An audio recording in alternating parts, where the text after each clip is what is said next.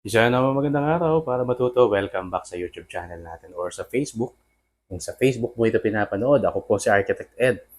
Tungkol pa rin ito sa rental business. Alam ko marami sa inyo, lalo na mga OFWs, mga gusto na mag-retire, ang nag-iisip ng passive income at napakagandang opportunity ang rental business.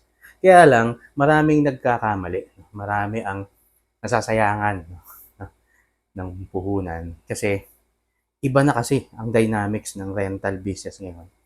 Tumataas ang cost of living, marami ang hindi na nakaka-afford ng studio at marami na ang pumipili ng mag-bed space o kaya naman ay tumira sa mas malapit to sa kanilang work. At yan nga pag-uusapan natin kasi nagbago na.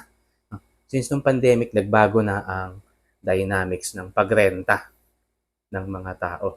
Kahit yung mga gumagamit ng mga opisina, nagbago na. Kaya nga meron kaming project na ni-launch. Ito yung study hub, dorm, co-working space, at binibenta namin nga itong building na ito. I-share ko sa inyo kung ano yung mga ginawa natin para maging mas malaki ang income ng isang 15 square meter na space. Let's say, meron kang ganyan. Meron kang 15 square meter na paupahan, tapos maganda yung location. Ano yung mga pwede mong gawin para mas mapalaki yung income mo? At kung naghahanap ka naman ng ganyang building na tayo na, naitayo na namin to eh. Bibilin mo na lang. So, pakita ko sa inyo ano yung potential na pwede mong kitain dito sa project na ito. Sa sa conservative. Conservative lang tayo. Wag natin tataasan ng store, no? Sa conservative na occupancy rate. Okay, so paano? Check this out. Sana magandang araw para matuto. Welcome back sa YouTube channel natin or sa Facebook.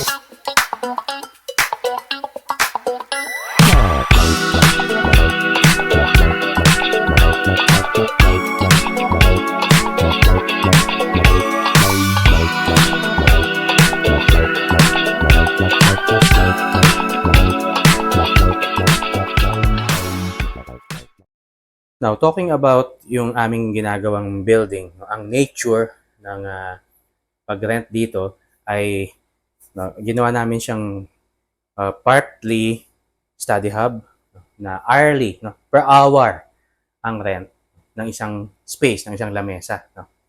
And yung second floor naman ay dormitory. So, yun ang suggestion namin. Suggestion kasi, ang totoo, yung building lang naman yung ibinibenta namin. Pero, ito yung pwede mong gawin sa kanya. I-discuss natin isa-isa. So, una, o nga pala, yung building na ginagawa namin, meron 12 rooms.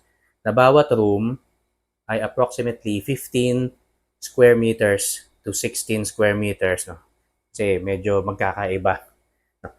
Pero on the average, nasa 15 square meters yung kanyang floor area bawat unit. Meron siyang 12 units. Ang isa na pwede mong gawin sa isang 15 square meters ay studio.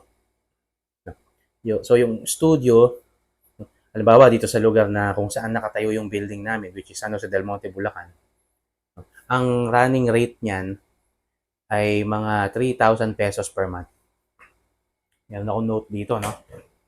So sa studio na 3,000 pesos per month, meron siyang 12 units. So that's 36,000, no? Kung 100% occupancy rate, no? So that's 18,000 kung 50% lang yung occupied, no? Para maging ano tayo, no? Medyo conservative. Let's say kalahati lang yung napuno mo. So that's 18,000 pesos per month, no? Kung studio ang gagawin mo. Mababa, di ba? Pero para mas mapaganda pa yan, kagaya ng pinapakita ko sa inyo dito, nilagyan natin siya ng loft. No? Nandun yung kama sa taas. Tapos may parang feel na isang condominium unit.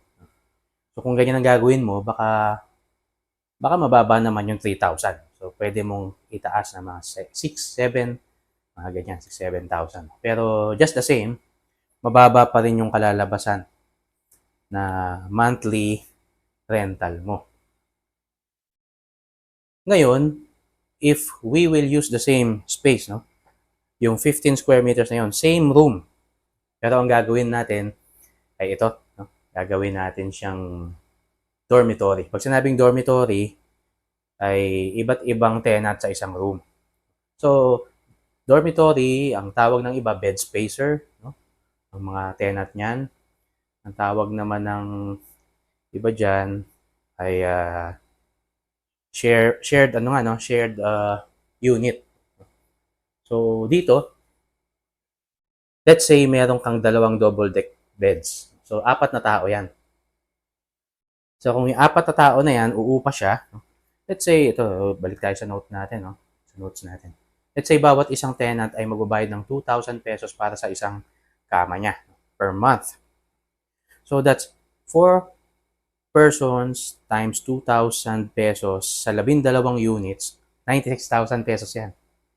Kung 100% ang occupied, kung mapupuno mo siya. Pero maging ano lang tayo, no? Maging realistic. Let's say kalahati lang. Medyo maganda-ganda na, no? Kung gagawin mong dormitory itong 12 units na ito, na 15 square meters. So, ang monthly niya, 48,000 pesos gross at 50% occupancy. Maganda na ba yon? Meron pa mas maganda. Kaya nga nung binanggit ko sa inyo kanina, nagbago na ang dynamics. Kahit sa pagtatrabaho ng mga tao. Marami ngayon ang nag-work from home. Pero nakakalungkot, yung kanilang bahay ay hindi conducive para sa kanilang pagtatrabaho kasi nandyan yung mga anak nila, no? Nandyan yung mga pets, no? Gumagawa ng mga hindi magandang ingay, no? Marami pang iba, no? May kakatok sa bahay, Shopee, Lazada. So, may istorbo sila. So, ang iba, ang ginagawa nila ay nag-rent sila per hour ng isang space, no? Isang table, no? Kung saan pwede silang mag-work. No? Ilalagay nila yung laptop nila dyan at mag-work sila. Let's say 4 hours hanggang 8 hours. No? So, yung iba nakikita natin nasa coffee shop. Kahit mga estudyante. No? Ang mga estudyante ngayon, nag-review sila, hindi na sa library. Pupunta sila sa Starbucks, pupunta sila sa mga coffee shop. No? So, kung bibigyan mo sila ng kape at bibigyan mo sila ng lamesa, pupunta sila dyan. So, ito ay tatawag na study hub or co-working space. Depende sa gagamit. No? Kung ang gagamit ay isang freelancer na nagtatrabaho, co-working space kung may kasama siya doon sa space na yun. No? Kung estudyante naman, study hub. No? Yan na ang ano ngayon, no? Uso ngayon. So, let's say, no, ang isang oras, kunin natin uli yung notes natin. Let's say, no, ang isang oras ay 60 pesos. No? Iyan muna natin, no? Across the board muna natin yun. Para sa lahat. Pero pwede mong laruin yan pag ikaw na yung may-ari nitong building. So, let's say, 60 pesos per hour sa loob ng mga 12 hours na pag-ooperate ng building. So, kung merong 6 na tao sa isang room, kasi kaya pinapakita ko sa inyo, merong 6 na tao sa isang room. Meron tayong 12 na spaces.